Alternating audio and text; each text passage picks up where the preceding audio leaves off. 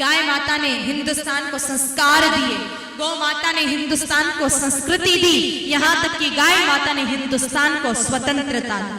आप इतनी स्वतंत्रता से बैठ करके यहाँ आजाद भारत में कथा सुनने का लाभ ले रहे हो ना मेरे भाई बहनों, इसमें भी सबसे बड़ी सूत्रधार स्वतंत्रता की कोई है तो वो गाय माता।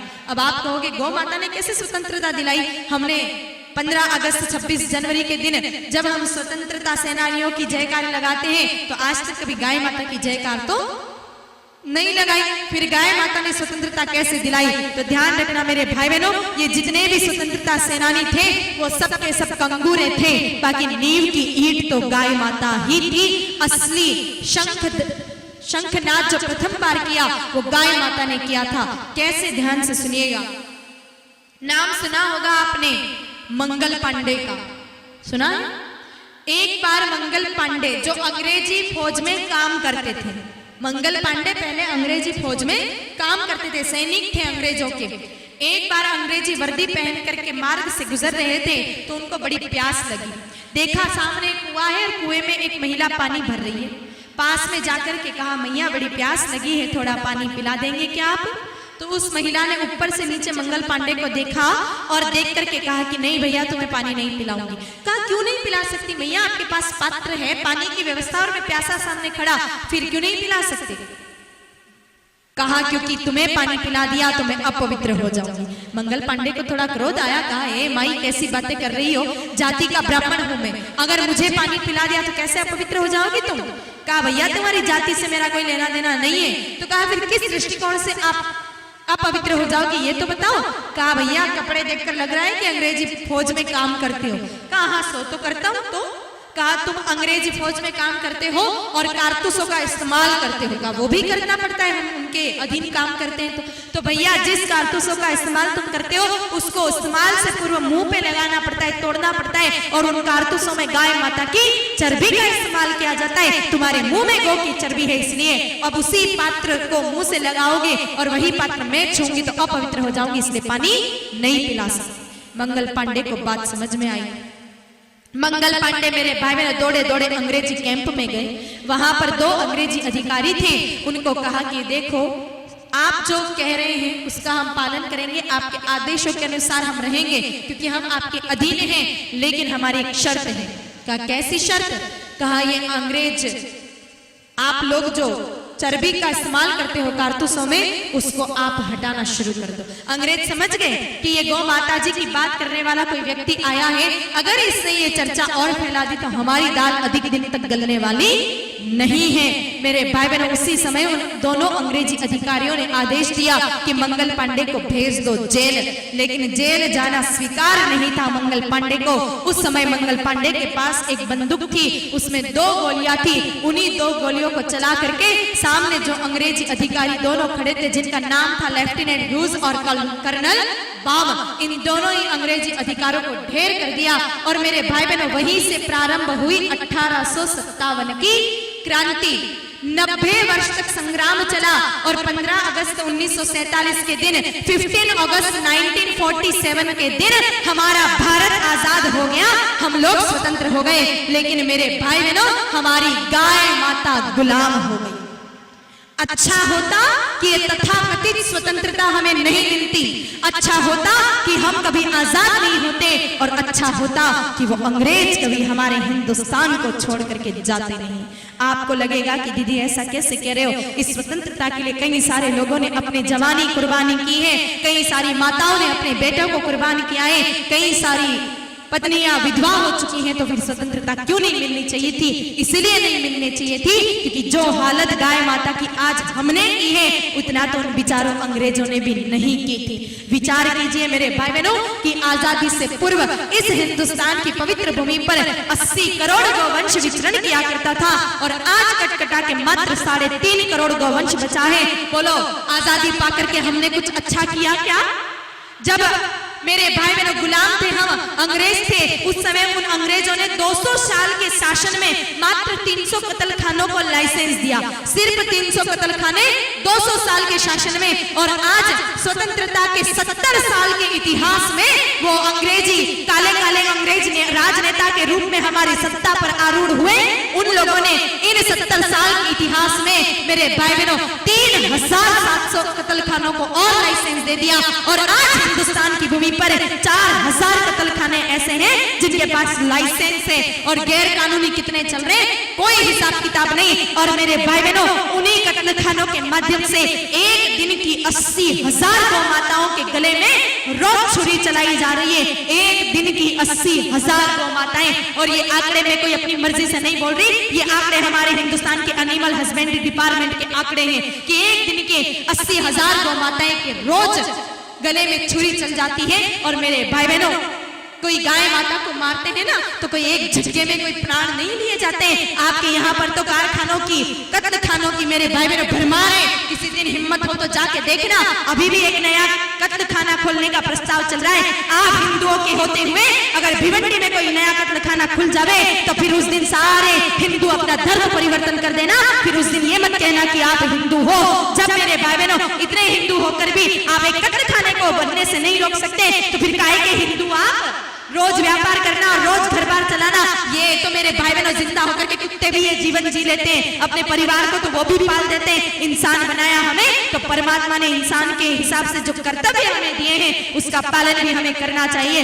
हमारे यहाँ होते हुए करोड़ों रुपए की लागत से कत्ल खाना बन रहा है और फिर भी आप हिंदू कुंभकर्ण की नींद में सो रहे हैं मेरे भाई बहनों। तो निश्चित कुछ दिन बाद आपको भी अपना धर्म परिवर्तन कर लेना पड़ेगा। मैंने पहले ही कहा कि आप धर्म परिवर्तन कर देना अगर ऐसी हालत में रहे तो, और स्वाभिमानी हो तो जाकर के और सागर में डूब के मर जाना। ज्यादा दूर भी नहीं है, अपने मुंबई के किनारे पे ही समुद्र है, वहां डूब के मर जाना। बाकी दूसरा कोई रास्ता नजर आने वाला नहीं है। थोड़ा चेत जाओ, क्योंकि जब गाय माता को काटने का एक बार दृश्य देख लोगे ना तो आपके वाकई में नसों में सच्चे हिंदुस्तानी का रक्त दौड़ रहा है। हाँ, आपके रक्त में कोई मिलावट हो चुकी हो या फिर आपका रक्त पानी हो चुका है तो बात अलग है। बाकी अगर सच्चे हिंदुस्तानी का रक्त आपके नसों में दौड़ रहा है उसी समय सारी नसें फट जाएंगी। मेरे भाई बहनों गाय माता को काटने ले जाते हैं ना, पहले 5 दिन तक माँ को भूखा रखते हैं, कुछ खिलाते पिलाते नहीं है उस माँ को। उसके बाद मेरे भाई बहनों उन गाय माता जी के पीछे तीक्ष्ण तीक्ष्ण बाण चुभाए जाते हैं, शूल, जहां से खून की रक्त की धारा फूटती है। लेकिन उन कसाईयों को कोई मेरे भाई बहनों बिल्कुल भी दया नहीं आती। फिर गाय माता को कत्ल खाने के अंदर ले जाकर के उनको एक टांग पर बांध करके छत पे उल्टा लटका दिया जाता है। ये हकीकत बता रही हूँ गाय माता को काटने की। और विश्वास ना हो तो आप मोबाइल पर भी कभी स्लॉटर हाउस टाइप करके देखना, आपको सारे वीडियो मिल जाएंगे। तो गाय माता को एक टांग पर उल्टा छत पे लटका दिया जाता है। उसके बाद उन जिंदा गाय माता के शरीर पर उबलती हुई 200 डिग्री टेम्परेचर पर उबलती हुई वाष्प डाली जाती है, ताकि वो सारे जिंदा गाय माता अभी प्राण नहीं गए हैं, ताकि वो जितना भी खून है वो पिघल करके मांस में आ जाए। लाल मांस अधिक मूल्य में बिकता है और सफेद मांस कम मूल्य है। उसके बाद मेरे भाई बहनों गले में एक कट लगाया जाता है और गाय माता का सारा खून, सारा रक्त वैक्यूम पावर से खींच लिया जाता है। और वो खून का क्या उपयोग होता है मैंने आपको बताया था। उस खून से माताओं के रक्तवर्धक टॉनिक बनते हैं, डेक्सोरेंज आर्बिटोल नाम की दवाइयां बनती है। और उसके बाद गाय माता के पास में उनके जो पीठ पर हड्डी होती है, रीढ़ की हड्डी और उनकी आंत, ये सब निकाल दिया जाता है। इस संसार में सबसे लंबी आंत होती है गाय माता की 180 फीट की। आंत का क्या करेंगे? उस आंत से आपकी मिठाइयां सजेंगी, उस आंत से आपके बालाजी महाराज सजेंगे, उस आंत से आपके गणेश जी सजेंगे। मिठाइयां जब हमें खानी होती है तो हमें साधारण मिठाई अच्छी नहीं लगती, हमें चांदी के बरक वाली मिठाई चाहिए, सिल्वर पेपर लगी हुई, ताकि हमारी मिठाई अच्छी दिखे। और वो चांदी का बरक बनता है मेरे भाई बहनों गाय माता की आंत से। गाय माता के आंत के छोटे छोटे टुकड़े करके चांदी के टुकड़ों के साथ लगातार 16-18 घंटों तक लकड़ी के गत्तों से पीटते हैं। उसके बाद बनता है चांदी का बरक। उसके बाद एक गोल गोल गोल गोल आरा आता है और गाय माता जी के टुकड़े टुकड़े टुकड़े कर दिए जाते हैं। जो गाय माता अभी तक करुणा की, वात्सल्य की, प्रेम की, ममता की, दया की प्रतिमूर्ति थी, अब मात्र सिर्फ मांस के थपेड़ों में बच गई। और उस मांस का भी क्या होता है, जितना अच्छा अच्छा मांस है वो डिब्बों में पैक करके दे दिया जाता है विदेशों में, क्योंकि हमारे इंडियन गवर्नमेंट ने, भारत सरकार ने अरब कंट्रीज से एग्रीमेंट कर रखा है कि आप हमें डीजल पेट्रोल दो, हम बदले में तुम्हें गौ का मांस देंगे। तो अच्छा मांस, अच्छा चर्बी सब चलेगा एक्सपोर्ट हो करके, और उसके बदले में हम डीजल पेट्रोल खरीदते हैं उन देशों से। और जितना भी खराब मांस है, खराब चर्बी है, उस सब का क्या होता है, वो सब जाती है आप सबके घरों में। यहाँ पर बैठा एक भी व्यक्ति ये नहीं कह सकता कि मैं शुद्ध और पूरी तरह से शाकाहारी हूँ, क्योंकि सबके सब मांसाहारी हो। सुबह उठने से लगा करके शाम को सोने तक जिन जिन वस्तुओं का इस्तेमाल करते हो मेरे भाई बहनों, कहीं न कहीं गो रक्त का, गो मांस का और गो चर्बी का इस्तेमाल किया जाता है। सुबह उठ करके टूथपेस्ट करते हो, टूथपेस्ट में कैल्शियम होता है जो दांतों की हड्डियों को मजबूत करता है मेरे भाई बहनों। ये कैल्शियम बनता है गाय माता की हड्डियों के चूरे से। उसके बाद आप साबुन का इस्तेमाल करते हो, कई तरह के ब्रांडेड कंपनी के साबुन चाहिए हमें साबुन बनाने के लिए।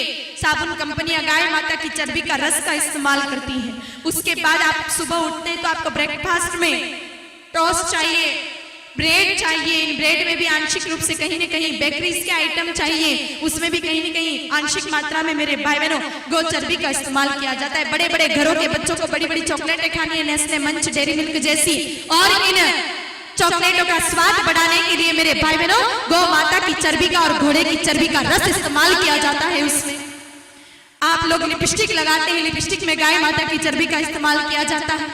उसके बाद आप चाय पीते हैं, जब तक चाय नहीं पीते 2 कटोरे तब तक हमारी नींद नहीं खुलती मेरे भाई बहनों। इस चाय में भी कई सारी चाय कंपनियां ऐसी होती हैं जो गाय माता जी के चर्बी का प्रयोग करती है उसके स्वाद को बढ़ाने के लिए। और अगर आप इस बात को नहीं माने तो भी मेरे भाई बहनों चाय नहीं पीनी चाहिए अगर आप गो भक्त हैं तो, क्योंकि इस चाय ने गौ हत्या को सबसे अधिक बढ़ावा दिया है। हम जब तक दूध पीते थे तब तक गाय माता की डिमांड थी, क्योंकि दूध हमेशा गाय माता का अच्छा लगता है, दूध कभी भैंस का अच्छा नहीं लगता है, और चाय कभी गाय माता के दूध की अच्छी नहीं लगती। वो चाय तो भैंस के दूध की अच्छी लगती है। भैंस के दूध से हमने चाय पीना सीखा, उसी दिन से भैंस के दूध की डिमांड बढ़ती गई और लोगों ने गाय माता रखना छोड़ करके भैंसे रखना शुरू कर दिया।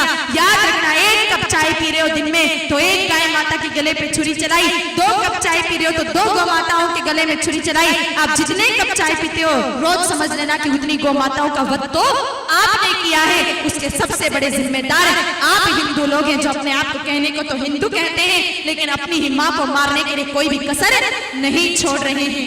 संभल जाओ मेरे भाई बहनों, अगर आज भी नहीं संभले तो फिर जिस दिन विनाश होगा उस दिन आपकी नींद उड़ेगी और उस दिन आपके नजरों के सामने कुछ नहीं बचेगा, न हिंदू बचेगा न हिंदुस्तान बचेगा। क्योंकि गौ माता जब तक है तब तक हिंदू भी है, गाय माता जब तक है तब तक हिंदुस्तान भी है, और जिस दिन गाय माता नहीं रही ना हिंदू रहेगा ना हिंदुस्तान रहेगा।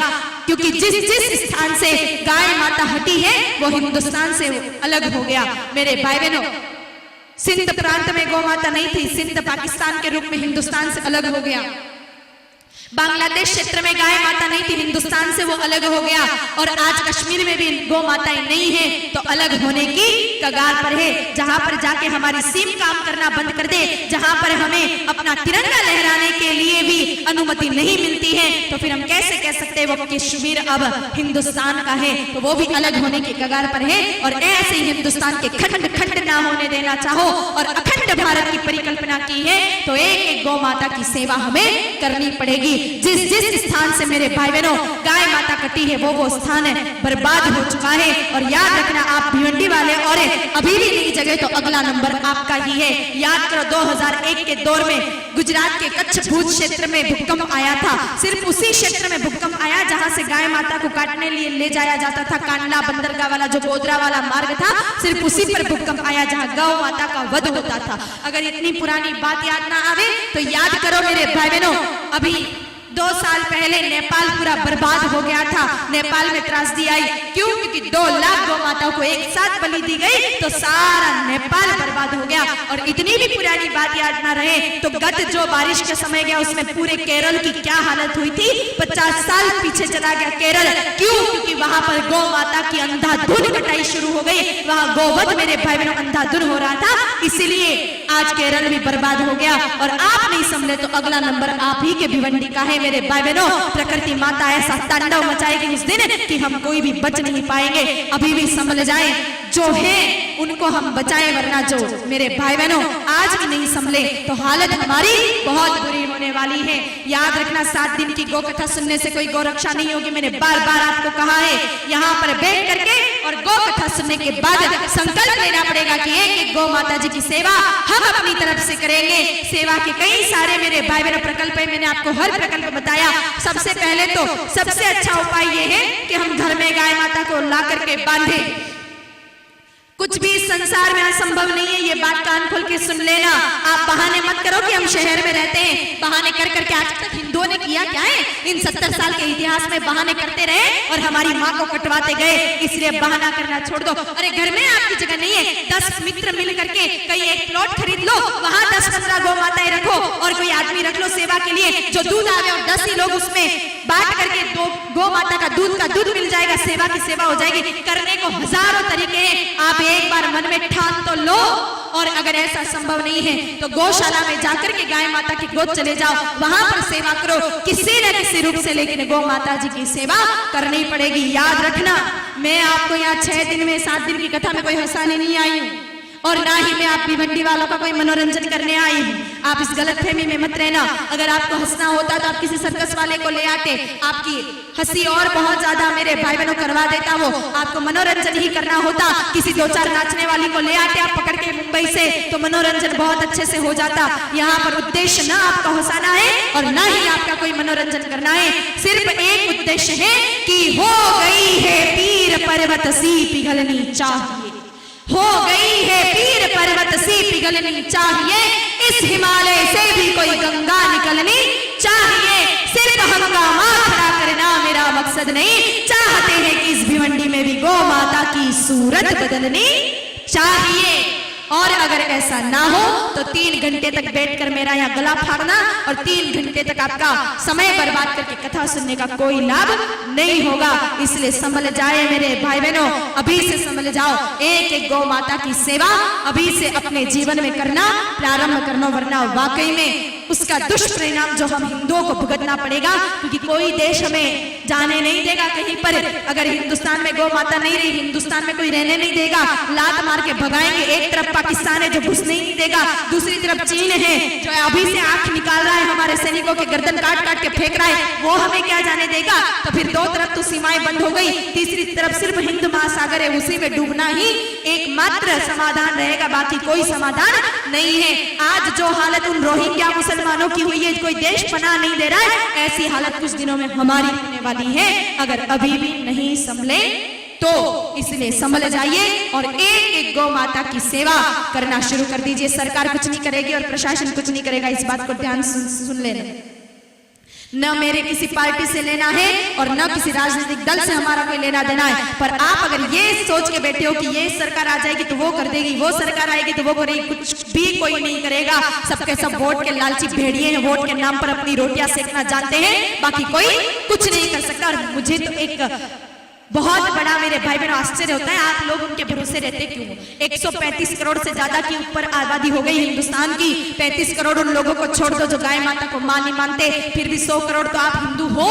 और गाय माता कितनी बची है? मात्र 3.5 करोड़। सरकार 7 करोड़ का दावा करती है, लेकिन उसमें आधे जर्सी रोजड़े जिनको हम गाय माता नहीं मानते हैं। तो शुद्ध देसी गाय माता है 3.5 करोड़, हिंदू हैं 100 करोड़, व्यापारी मुझसे ज्यादा गिनती आप जानते हो। हिसाब लगा के देखो, 40 लोगों के बीच में लगभग एक गाय माता आ रही है, तो हम 40 और गाय माता 1 फिर भी सेवा नहीं कर सके तो फिर किस बात के हिंदू हैं हम?